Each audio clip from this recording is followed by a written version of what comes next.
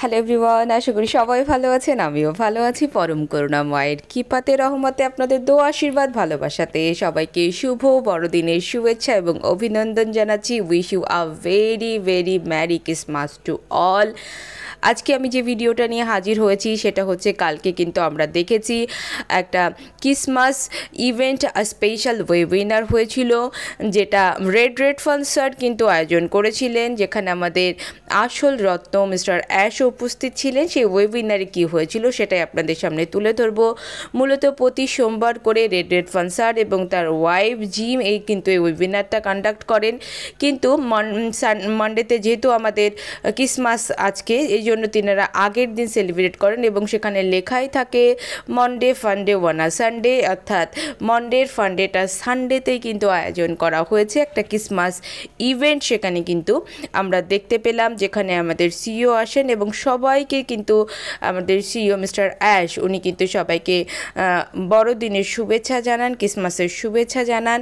আমরা দেখতে পাচ্ছি প্যানেলে মিস্টার অ্যাশ আছেন এবং তারই সাথে সাথে কিন্তু প্রতিটা দেশ থেকেই মোস্ট রেসপেক্টেড অনারেবল ফাউন্ডিং মেম্বাররা উপস্থিত ছিলেন। ভীষণ সুন্দর ক্রিসমাস গেট আপের সঙ্গে তারা ছিলেন, সেলিব্রেশন মোডের মধ্যে ছিলেন। মিস্টার অ্যাশও কিন্তু ক্রিসমাস ক্যাপ পরিধানপূর্বক এখানে আসেন পুরো গেট আপে ক্রিসমাস সেলিব্রেশন করার জন্য। তো চলুন জেনে নেওয়া যাক যে আমাদের আসল রত্ন আমাদের সিইও মিস্টার অ্যাশ সেখানে কিন্তু কি কথা বলেছেন, সেগুলোই কিন্তু আমরা এই ভিডিওটার মাধ্যমে কভার করব। সেটা হচ্ছে, প্রথমেই তিনি জানান যে আমার রিয়েল ফ্যামিলিদের সাথে কিন্তু আমি ক্রিসমাস সেলিব্রেশন করতে এখানে হাজির হয়েছি। এরপর তিনি বলেন যে আমার ফেভারিট থিং, অর্থাৎ মিস্টার ফেভারিট থিংস যেগুলো 2023-এ হয়েছে সেগুলো কি, সেগুলো তিনি আমাদের সামনে তুলে ধরার চেষ্টা করেন এবং তিনি বলেন সেটা একটা দুটো জিনিস নয়, সেটা মাল্টিপল থিং কিন্তু তার ফেভারিট হয়েছে, তার পছন্দের হয়েছে 2023 সালে। অনেকগুলো কিন্তু তিনি আমাদের সামনে বলতে পারবেন না, কিন্তু অনেকগুলো কিন্তু তিনি বলতে পারবেন। তার মধ্যে তিনি বলেন যে আমাদের বিভিন্ন পার্টনারশিপ, এটা কিন্তু আমাদের ইনক্রেডিবল ছিল এই জার্নিতে। তারপর তিনি বলেন more and more clear on passive about now. এখন কিন্তু অন প্যাসিভ সবার কাছে মোর আর মোর ক্লিয়ার হয়ে গেছে আমাদের মিশন, আমাদের ভিশন। তারপর বলছে যে আমাদের ওন ওইএস আমরা কিন্তু যেভাবে কমপ্লিট করেছি 2023 সালে, আমাদের ওইএস এসছে এবং আমাদের সমস্ত কিছু কিন্তু আমাদের এগুলোকে রেডি করা। এরপর তিনি বলেন যে আসলে 2023 সালটা গেছে কিন্তু totally clarity, stability, transparency, more and more visionary leadership আমি এখানে দেখতে পেয়েছি। তারপরে কিন্তু আমাদের সাস্টেনেবিলিটি, আমাদের আরও বড় স্ট্রং হওয়া, সমস্ত কিছুই কিন্তু আমরা 2023 সালে লক্ষ্য করেছি।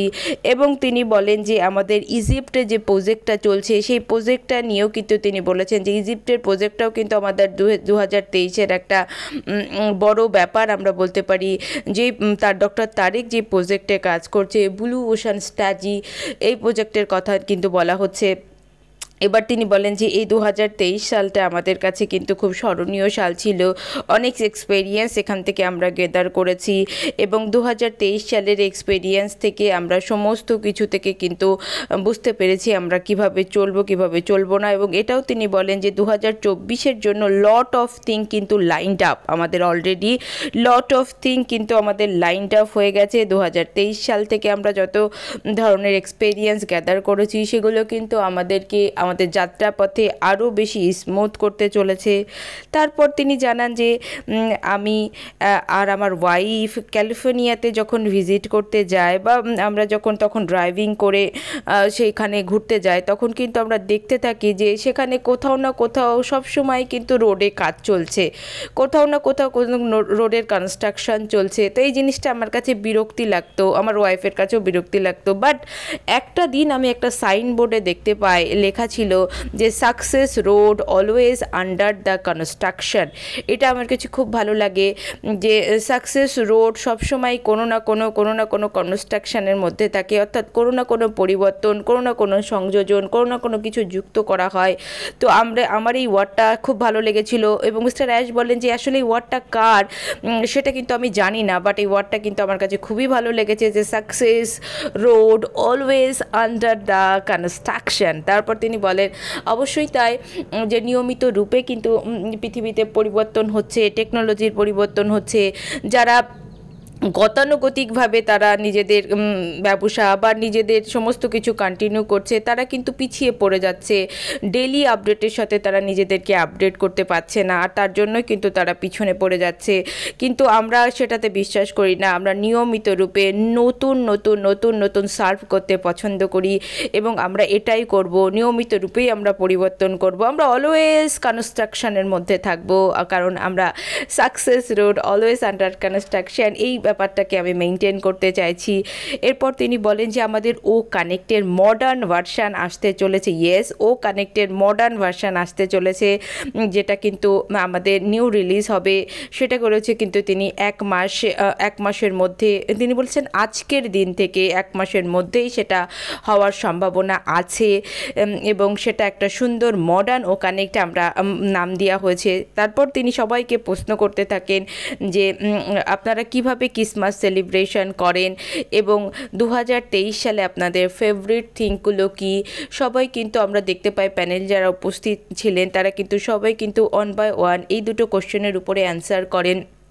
মিস্টার অ্যাশ বিভিন্ন ধরনের বিভিন্ন দেশের খাবার সম্পর্কে, বিভিন্ন দেশের ট্রাভেলিং স্পট সম্পর্কে সেখানে আলোচনা করা হয়, এবং এখানে এই কোশ্চেনের উপরে কিন্তু অনেকেই অ্যান্সার করেছেন যে কিভাবে তারা ক্রিসমাস সেলিব্রেশন করেন এবং 2023-এর ফেভারিট বিষয়টা তার কাছে কি।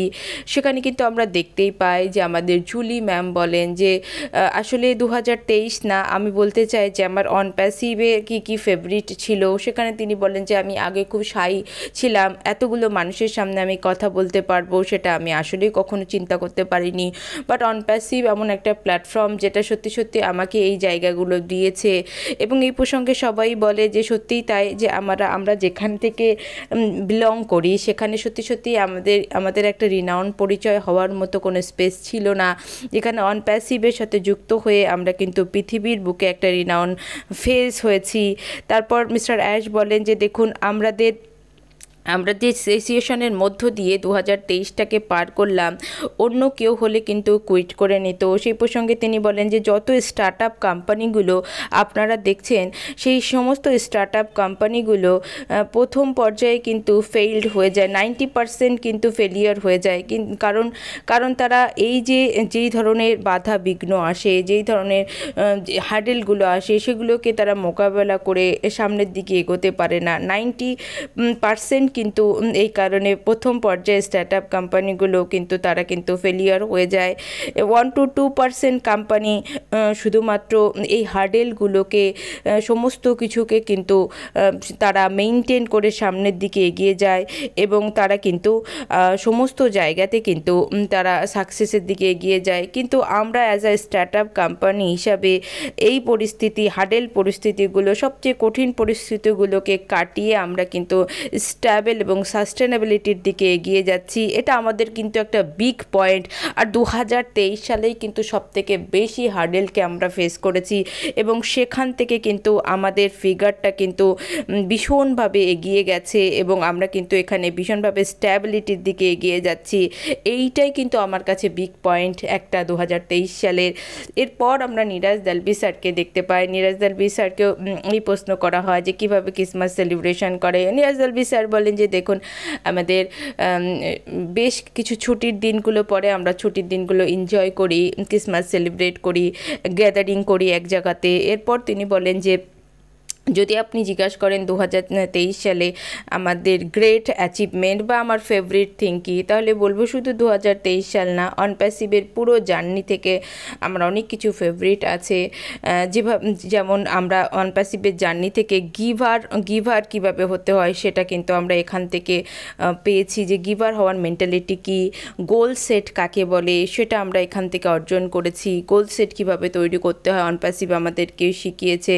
গ্র্যাটিটিউড কিভাবে আমাদের মধ্যে আসবে সেটা কিন্তু অনপ্যাসিভ আমাদের শিখিয়েছে, এবং কিভাবে আমরা holding to happening by you, মানে কিভাবে আমরা একে অন্যের সহায়ক হয়ে বৃদ্ধি পাচ্ছি সেটাও কিন্তু অনপ্যাসিভের থ্রু আমরা শিখেছি। তো এই ছিল মোটামুটি কালকে আমাদের ক্রিসমাস ইভেন্ট, যেটা ছিল সেলিব্রেশন, নতুন তথ্য, এবং সেখানে আরও অনেক লিডাররা কথা বলেছেন। আমরা জুনেট বাটলারের কথা শুনেছি, সবাই যারা মিনু ম্যামের, যারা যারা উপস্থিত ছিলেন তারা সবাই তাদের এক্সপেরিয়েন্স শেয়ার করেছিলেন যে তারা ক্রিসমাস কীভাবে সেলিব্রেট করেন, তারা কিভাবে 2023 সালে তাদের সবচেয়ে প্রিয় জিনিস কী ছিল, এই সমস্ত কিছু কিন্তু তারা সেখানে শেয়ার করেন।